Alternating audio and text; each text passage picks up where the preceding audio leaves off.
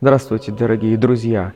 Одним из двунадесятых праздников является Сретение, который мы отмечаем в один и тот же день каждый год. Это 2 февраля по старому или 15 февраля по новому стилю. Само слово «сретение» – это слово славянское, означает оно «встреча». Какое событие мы вспоминаем в этот день?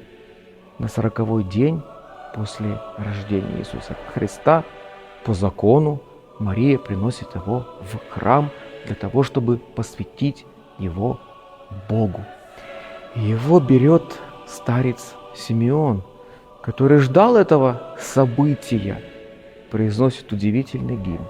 «Ныне отпущаешь, отпускаешь раба Твоего, Владыка, по слову Твоему с миром, так как видели очи мои спасение Твое, которое Ты уготовил пред лицом всех народов, светом в откровение всех народов, язычников и славу людей Твоих Израиля». То есть Христос является Мессией, является светом, просвещением для всех народов мира. И уже не только один еврейский народ причастен этому богооткровению, но весь мир.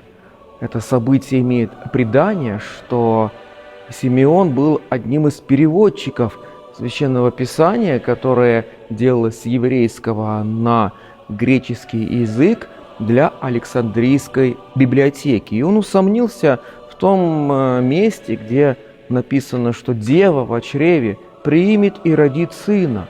Он подумал по своему человеческому рассуждению, как девственница, дева может родить, не знавшая мужа, и решил исправить слово на «молодая женщина».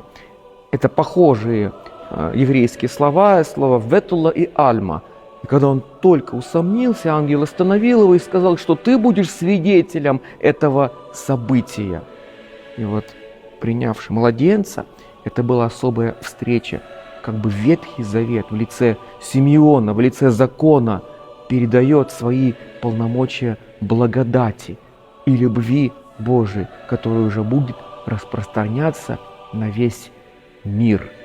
Это не встреча зимы с летом, как некоторые говорят, или зимы с весной. Это именно встреча с Богом. И мы хотим, чтобы у каждого человека произошла встреча с Богом.